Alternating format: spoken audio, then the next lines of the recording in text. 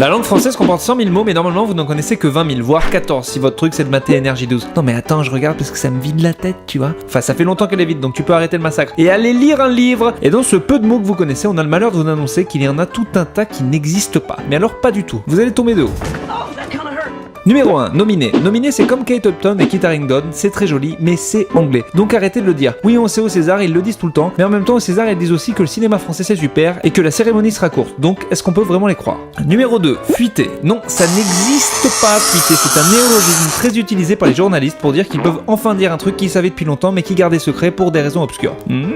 En vrai, on peut dire que le robinet de la salle de bain ou mémé a eu une fuite, mais pas qu'elle a fuité. Numéro 3, chronophage. Créé au XXe siècle, ce mot qui veut dire truc sympa et addictif que te bouffe du temps alors que tu devrais faire un truc utile pour la société provient de deux termes grecs. Chrono, le temps, et phage, manger. Chronophage n'existe pas officiellement dans la langue française, mais il est important de préciser que contrairement à pas mal de mots inventés de toutes pièces, celui-ci est utile puisqu'il n'en existe pas d'autre pour désigner ce qu'il veut dire. Ok, donc si on récapitule, ça vient de deux termes grecs, tout le monde le dit, il n'y a aucun autre mot pour désigner ce que ça veut dire, mais selon l'académie, ça n'existe pas. C'est vraiment bête que la courbe du chômage soit déjà bien basse parce qu'on vient de trouver une vingtaine de blaireaux qui mériteraient vraiment de perdre leur job. Numéro 4, candidater. Le nom candidat désigne une personne, un statut. On ne dira donc pas plus candidater que avocater. Donc quand vous mettez 3 heures à écrire un beau CV tout beau, tout propre et que vous commencez par bonjour, je vous écris afin de candidater. Ben non, c'est déjà la poubelle assurée et vous pourrez retrouver vos nouveaux amis de l'académie au Pôle emploi. Vive le Pôle emploi!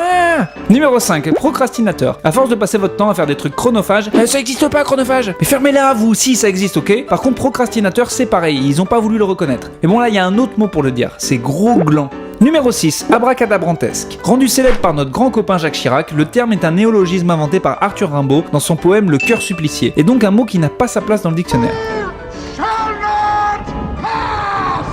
L'Académie, ils sont comme ça. Si un des plus grands poètes français l'utilise, qu'un président de la République l'utilise, ben ça leur suffit pas. Vous êtes dur en affaires les mecs. Si on ajoute un Mars, un CD gravé de Linkin Park et une bonne bouteille de rosé, là ça va? Ah, j'ai toujours su que vous étiez cool au fond. Numéro 7, inatteignable. Nos passions en France, c'est le fromage, gueuler et mettre des IN devant les mots. Sauf que bon, dans le cas d'inatteignable, on avait déjà inaccessible. Donc l'Académie a dit non, le mot existe déjà, arrêtez! Bon et là, ils ont peut-être un peu raison.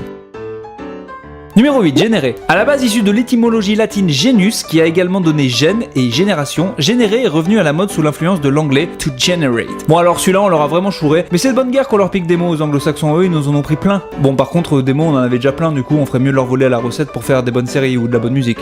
Voilà, c'est fini. On se sent un peu bébête? Un peu concon? Oui, nous aussi ça nous a fait ça quand on a su. C'est triste, mais il va falloir abandonner ces mots comme quand la vieille dame a abandonné Rox. Salut inatteignable, tu vas me manquer. Si vous aussi vous ne connaissiez pas tous ces mots, n'hésitez pas à propager la bonne parole en diffusant la vidéo. Abonnez-vous sur Topito et envoyez-nous toujours de l'argent. Parce que c'est vrai que l'argent ça peut servir. Par exemple, moi hier j'ai voulu me faire à manger, j'avais que du thon en boîte, au naturel en plus de marque Sopiquet. Du coup, moi j'aimerais bien des fois manger.